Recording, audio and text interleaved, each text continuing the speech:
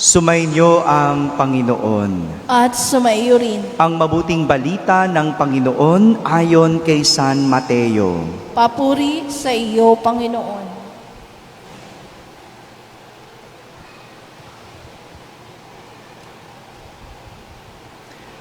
Noong panahong iyon, nang makita ni Jesus ang napakakapal na tao, umahon siya sa bundok.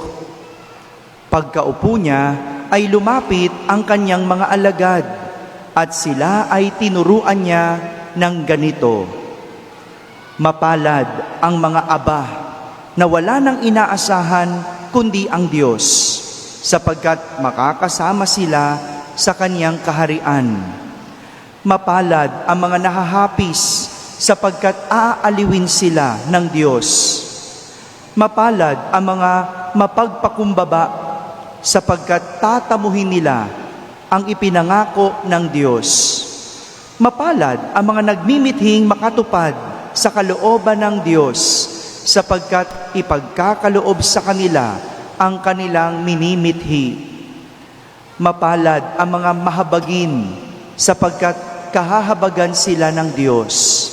Mapalad ang mga may malinis na puso, sapagkat makikita nila ang Diyos. Mapalad ang mga gumagawa ng daan sa ikapagkakasundo, sapagkat sila ay ituturing ng Diyos na mga anak niya. Mapalad ang mga pinag-uusig dahil sa kanilang pagsunod sa kalooban ng Diyos, sapagkat makakasama sila sa kanyang kaharian.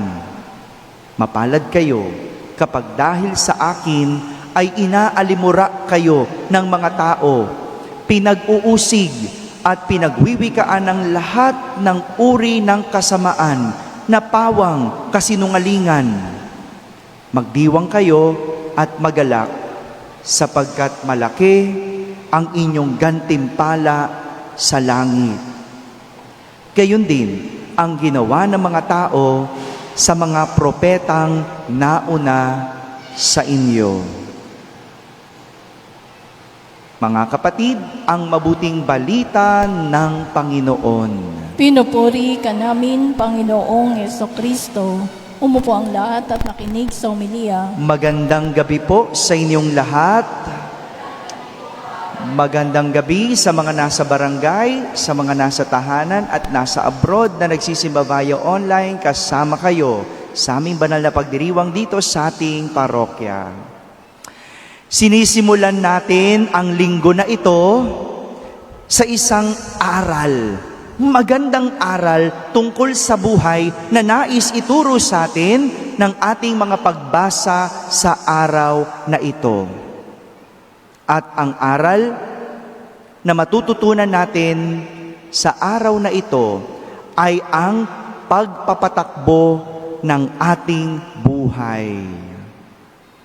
Pagpapatakbo ng ating buhay. Sabihin nyo nga po yun. Pero bago tayo magsimulang magnilay, nais ko munang tanungin ninyo ang inyong sarili. Paano ko ba pinapatakbo ang aking buhay? Natanong nyo na. May sagot. Kung wala pa, makukuha nyo yung sagot mamaya pagkatapos ng banal na misa. No? Tingnan muna natin, tanungin mo muna, paano mo ba pinapatakbo ang iyong buhay? Ikaw ba ang nagpapatakbo o ikaw ang pinatatakbo? Hello? Ako po, halos araw-araw akong tumatakbo. No? Kita nyo naman, 'di ba? Lagi halos araw-araw akong tumatakbo. Well, kapag sinabing tumatakbo, dalawa lang ang ibig sabihin niyan. Una, ikaw ay hinahabol. 'Di ba? Pag sinabing takbo, may aso, o hinahabol ka ng aso. O pangalawa, ikaw ang humahabol. 'Di ba? Meron kang hinahabol. Ikaw ay tumatakbo. No? Sa lagay ko, tumatakbo ako kasi meron akong hinahabol. Ano yung hinahabol ko? Kalusugan ko. No? para magandang kalusugan. Siyempre, di naman tayo bumabata. So, kailangan akong may habulin. Kung bata ka pa, ay, hindi mo iniisip ang kalusugan. 'Di ba? Dahil di naman tayo pabata, no? May hinahabol ako. Ano 'yon? Maayos na kalusugan para makapaglingkod pa sa Diyos at sa tao. No? Pero, balikan natin ang ating mga pagbasa kung anong tinuturo sa atin ng pagpapatakbo ng buhay. Sa ating unang pagbasa, nagsalita si Elias kay Akab tungkol sa paparating na tagtuyot. Merong darating na tagtuyot. At sa totoo lang, nagbibigay si Elias ng babala dahil ang tagtuyot na darating ay parusa ng Diyos sa mga pasaway at makasalanang ginagawa ng mga Israelita. Pinagsasabihan niya si Akab. Kaya siya nagsalita ay para sana habang may panahon pa, magbago sila. Para baka sakali hindi na dumating ang tagtuyot. Ano ba nangyayari kapag tagtuyot? Di ba? Walang buhay. Di ba? Tagtuyot. Di ba? O tingnan mo yung katabi mo. Tagtuyot. Di ba? Joke lang, di ba? Yun, di ba? Connotation natin pag tagtuyot eh. Di ba? Anong ibig sabihin? Wala. Medyo hindi masaklap ang buhay. Di ba? Tagtuyot, no? Alam niyo po, si Akab ang hari noong mga panahong iyon. At bilang hari, walang nakapagsasalita laban sa kanya at sa kung paano niya patatakbuhin ang kanyang kaharian. Tama ba? Di ba gano'n naman? Kaya mo bang magsalita sa iyong boss? Kaya mo bang magsalita sa mas mataas sa iyo? Di ba hindi? Di ba? At si Haring Akab, siya ang nasusunod at pamamaraan lang niya ang pamantayan. Siya ang hari eh. Pero ito pa ang mas matindi. Si Haring Akab ay may asawa. At silang mag-asawa, pasimuno sila ng kasamaan ng kanilang bayan. Tingnan mo, no? Mag-asawa. Isang hari at isang reyna. Pero sa halip na sila ang magpasimuno ng kaayusan, ng kagandahan, ng kabutihan ng kanilang bayan, sila pa ang nagtuturo sa mga tao na sambahin ang mga Diyos-Diyosan. Sinong Diyos-Diyosan? Si Baal. Yun ang tinuturo ng mag-asawang to. Sumamba sa Diyos-Diyosan at wag sa Panginoon. May kilala ba kayo na pinuno, mag-asawa, nagpapasinaya ng kasamaan? Hello? Wag na tayong pumunta doon. No? Masaklap yun. No? Pero ganun eh. Nakakalungkot. Kaya nga, itong si Elias, pinagsasabihan niya na sana magbago. Nagbibigay siya ng babala. Sadya naman, kapag ang sarili ang pinaghari sa buhay, kung sino-sino at kung kani-kanino sasamba at makikinig. Ang tao pa naman, madalas, siya ang nagiging hari ng kanyang sariling buhay. At dahil kung sino-sino at kung kani-kanino sumusunod at naniniwala, yun na ang nagiging pamamaraan at pamantayan at pagpapatakbo ng kanyang buhay. Kaya nga, ang mga taong sumasamba sa pera, ang mga taong ginodiyos ang pera, wala nang ibang sinusunod sa buhay kundi pera. Kaya kahit mali, kahit masama, kahit kasinungalingan, basta sa ngalan ng pera, yon ang susundin. Yon ang gagawin. Kapag ang tao sumamba sa tao, ano mangyayari? O, di ba? Kahit mali ang ginagawa ng tao, dahil sinasamba niya yon, anong gagawin? Susundin, sasampalataya, maniniwala. Kaya nga ang tawag natin sa mga taong ganon, ano? Panatiko. 'Di ba? Yung kahit na nagmumura na, wow, ang galing. No? Kahit na masama na yung ginagawa, wow, tama yan. Kasi sinasamba ang tao. Sumusunod sa tao. Diyos, tao. Kaya ang tawag, panatiko. No? 'Di ba? Pansin nyo? Ganyan ang mga panatiko. Kahit mali na ang ginagawa ng tao, dahil Diyos niya sila ito, ano? Susundan pa rin. Paniniwalaan pa rin.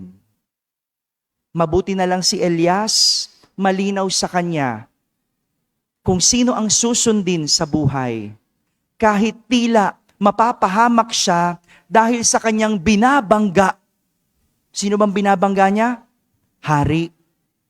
Pag binangga mo ang hari, ano mangyayari? Yari ka. 'Di ba? Yari ka.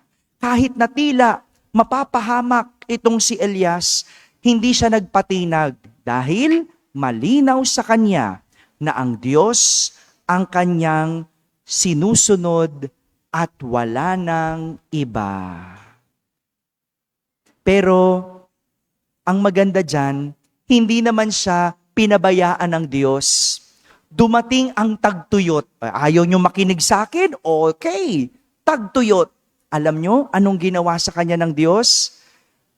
Sabi sa kanya ng Diyos, pumunta ka. Pumunta ka sa batis ng Karit. Doon ka tumira. Oh. Pag may batis, anong meron? Tubig. Pag tagtuyot, anong kailangan? Mabubuhay ba si Elias? Tingnan nyo, niligtas siya. Pero hindi lang yun, hindi pa natapos doon. Anong ginawa ng Panginoon? Pinadalhan siya ng uwak na magdadala sa kanya ng pagkain. Ang galing, no? Bakit? Sinunod niya ang Diyos. Kahit tila mahirap, kahit tila nakakatakot, kahit tila parang ang hirap gawin ng pinagagawa ng Diyos, dahil sinunod niya ang Diyos, niligtas siya ng Diyos. Hindi siya pinabayaan ng Diyos. Ganyan, kapag ang Diyos ang ginawa nating pamantayan ng pagpapatakbo sa ating buhay, kahit tila nakakatakot at walang kasiguraduhan, hindi tayo pababayaan. Ang galing, no? Sabi nyo, Father, paano naman yun? Imposible naman magpadala ng uwak para magpadala ng pagkain. Aba, hindi mo alam kung paano ka kayang tulungan ng Diyos. Maaring kay Elias, uwak. Pero sa'yo, maaring iba. Hindi mo alam kung sinong pwedeng ipadala sa'yo ng Diyos. Kung susundin mo at gagawin mong pamantayan ang Diyos. Pero kung hindi ang Diyos ang sinasamba mo, asahan mo rin, may ipapadala yan sa'yo. Sino? Ay hindi ko alam. Kasi Diyos ang sinasamba ko eh.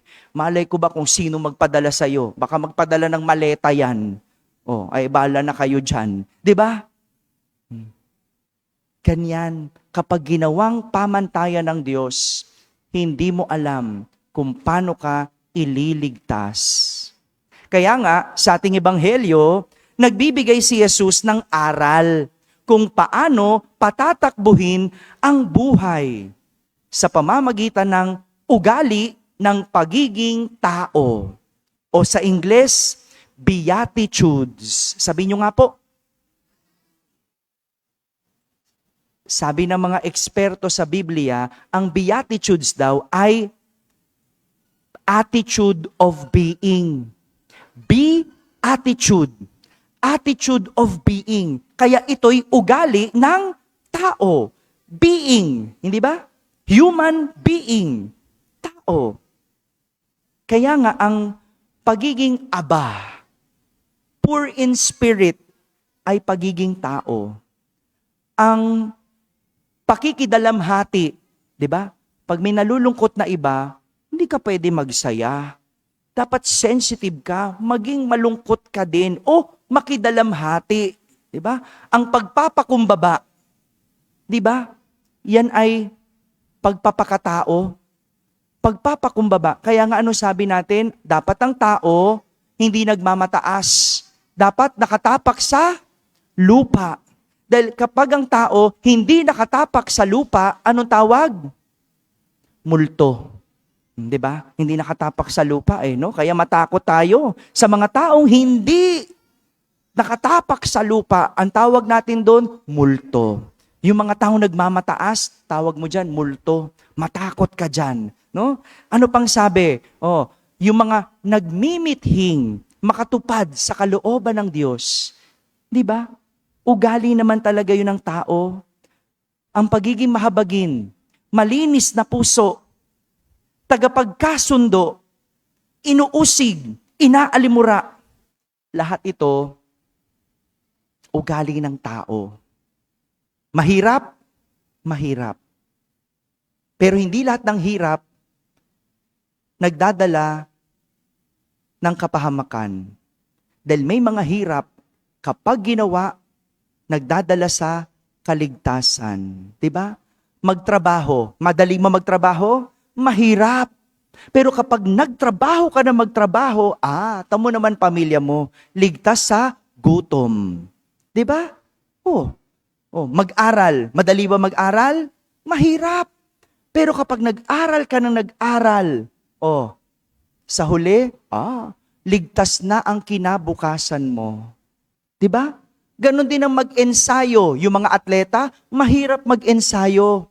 Pero sa pag-e-ensayo, kahit mahirap sa huli, magkakamit ng kampyonato. Diba? Kaya yung tinuturo ng Panginoon, mahirap, pero magdudulot ng kaligtasan. Mga kapatid, simple lang naman ang aral na nais ituro sa atin ng ating mga pagbasa tungkol sa pagpapatakbo ng ating buhay.